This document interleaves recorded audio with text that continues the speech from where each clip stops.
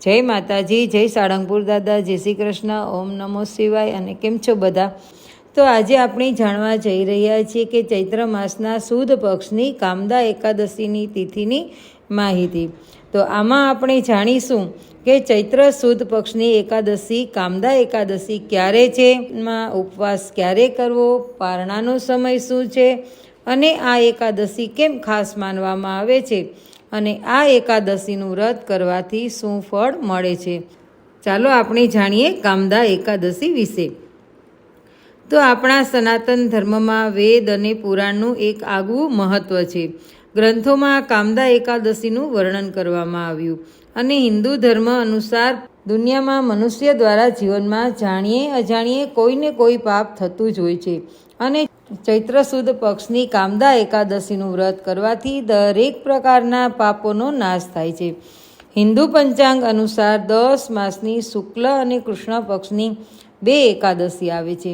ચૈત્ર માસની શુક્લ પક્ષની એકાદશીને કામદા એકાદશી કહે છે, અને પુરુષોત્તમ માસની 2 એમ 26 એકાદશીનો ઉલ્લેખ આપણા હિન્દુ શાસ્ત્રોમાં થયો છે. અને દરેક એકાદશીનું એક વિશેષ મહત્ત્વ હોય છે. તેમજ ચૈત્ર માસની શુક્લ પક્ષની એકાદશીને કામદા એકાદશી કહેવાય છે, અને એના નામ ઉપરથી ખબર પડે કુયોનિમાંથી છૂટી અને સ્વર્ગની પ્રાપ્તિ કરાવનાર એકાદશી છે, તથા સમસ્ત પાપમાંથી મુક્તિ મેળવે છે. આ વર્ષે 2026ની કામદા એકાદશીની શરૂઆત 28 માર્ચ 2026ને સવારે 8:45 એકાદશી તિથિ સમાપ્તિ છે એ 29 માર્ચ 2026ને સવારે 7:45.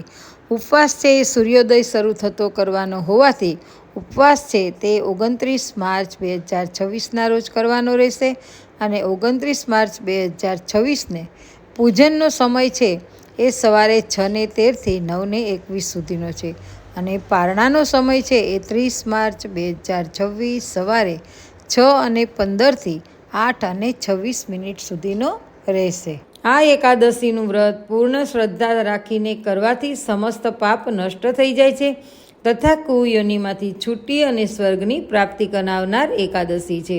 તેમજ આ કામદા એકાદશી છે એ જીવનના બંધનોમાંથી મુક્તિ અપાવતી કામદા એકાદશી કહેવામાં આવે છે. અને આ એકાદશીના દિવસે સવારે વહેલા ઉઠી અને નિત્ય કર્મ કરી અને ત્યારબાદ સૌ પ્રથમ સૂર્યને અર્ધ્ય આપવું, શ્રી કૃષ્ણ ભગવાનનું વિધિવત પૂજન કરવું, ભગવાનને વસ્ત્ર, જનોઈ, ચાંદલો, ચોખા, ફૂલ, અબીલ, ગુલાલ, કંકુ અર્પણ કરવા, ત્યારબાદ ધૂપ, દીપ, નૈવેદ્ય, શ્રીફળ અર્પણ કરવા, સાથે લવિંગ ખાસ ધરાવવું, આરતી કરી અને પ્રાર્થના કરવી, અને ત્યારબાદ પીપળે પાણી રેડી અને કામદા એકાદશીની કથા વાંચવી અથવા તો સાંભળવી. આખો દિવસ ઉપવાસ અથવા એકટાણું રહેવું, સવારે સૂવું નહીં, અને રાત્રિના 12 વાગ્યા સુધીનું જાગરણ કરવું. સાંજના સમયે ભગવાનના જપ કીર્તન કરવા. આ પ્રમાણે કામદા એકાદશીનું વ્રત કરવાથી શ્રાપમાંથી મુક્તિ મળે છે, અને જીવનમાં કોઈ પણ જાતનું બંધન હોય તો તેનાથી મુક્તિ મળે છે. જો જન્મ કુંડળીમાં શ્રાપિત દોષ હોય તો તે શાંત થાય છે. કામદા એકાદશીનો બોધ છે કે જ્યારે વ્યાપાર કે ધંધો નોકરી કરતા હોય તે સમયે તેમાં જ પૂરતું ધ્યાન આપવું, અને ત્યારે ઘરની ખોટી બાબતોનો વિચાર કરવો નહીં. બહેનોએ પણ ઘરકામ કરતી વખતે કોઈ પણ બીજી બાબતોનો વિચાર કરવો જોઈએ નહીં, ફક્ત કામમાં જ ધ્યાન રાખવું જોઈએ. તો આ હતી કામદા એકાદશીનું વ્રતની વિધિ, અને હું તમને હવે તેમની કથા સંભળાવું છું.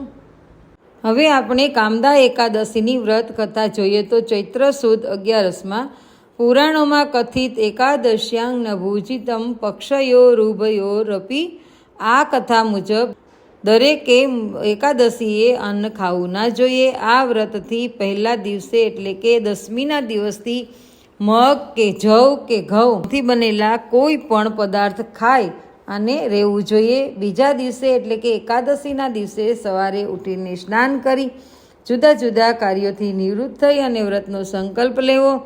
સંકલ્પમાં તમે એમ લઈ શકો કે મમ અખિલ પાપક્ષય પૂર્વક પ્રીતિ કામનાયા કામદા એકાદશી વ્રત કરીષ્યતે. આ મંત્રનું મનન કરવું.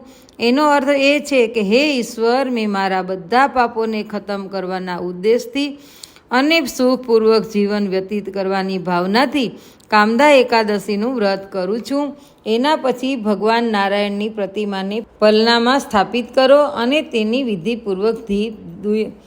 વિધિપૂર્વક ધૂપ, દીપ, અક્ષત વગેરેથી પૂજન અર્ચન કરવું. આખી રાત જાગરણ કરી ભજન અને સ્તવન કરવું અને બીજા દિવસે સ્નાન વગેરે કરી અને વ્રતના પારણા કરી અને ઉપવાસમાં માત્ર ફળાહાર કરવું. કામદા એકાદશીની વ્રત કથા જોઈએ તો પહેલાંના સમયમાં ભોગાવતી નામની નગરીમાં પુંડરીક નામનો નાગરાજા રાજ્ય કરતો હતો. તેની સેવામાં ગંધર્વો, યક્ષો, અપ્સરાઓ તથા કિન્નરો સદા રહેતા હતા. તે નગરીમાં લલિત નામનો ગાંધર્વ તથા લલિત નામની ગાંધર્વી રહેતા હતા. તે બંને પતિ પત્ની હતા. તે બંને એકબીજામાં ખૂબ જ આસક્ત રહેતા હતા. બંને એકબીજાને ખૂબ પ્રેમ કરતા હતા. એક વખત પુંડરીકની સભામાં લલિત ગીત ગાતો હતો અને અચાનક તેને લલિતા યાદ આવી. તેથી તે ગાયનમાં ભૂલ કરવા લાગ્યો. તેના મનની સ્થિતિ કર્કોટક નામનો નાગ જાણી ગયો. તેને પુંડરીક રાજાને લલિતના મનની વાત કહી દીધી. આ સાંભળી લલિત ઉપર પુંડરીક રાજા ગુસ્સે થયા. એમણે તત્કાળ લલિતને શ્રાપ આપ્યો અને કહ્યું કે પાપાત્મા, હે કામી, તું તત્કાળ રાક્ષસ બની જા. શ્રાપ સાંભળતા જ લલિત મહાભયંકર રાક્ષસ બની ગયો. તે હિમાલય જેવો વિશાળ, કાળા કોલસા જેવો તેનો રંગ, તેના લાલચોળ નેત્રો જોઈ અને ભલભલા ડરી જતા હતા. આ જોઈ લલિતાને ખૂબ જ દુઃખ થયું. તે રાત દિવસ પતિને પાછા મૂળ સ્વરૂપમાં લાવવાના વિચાર સાથે લલિતની પાછળ ફરવા લાગ્યા.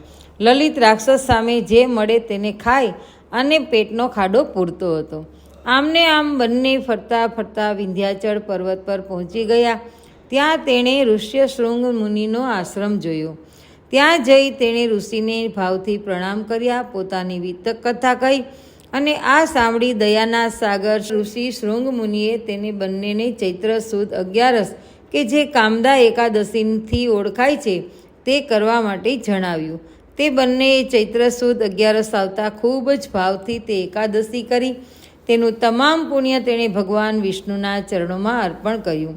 જેના પુણ્ય પ્રતાપે તે જ વખતે લલિતનું સ્વરૂપ પહેલાં હતું એ કરતાં પણ વધુ દિવ્ય થઈ ગયું.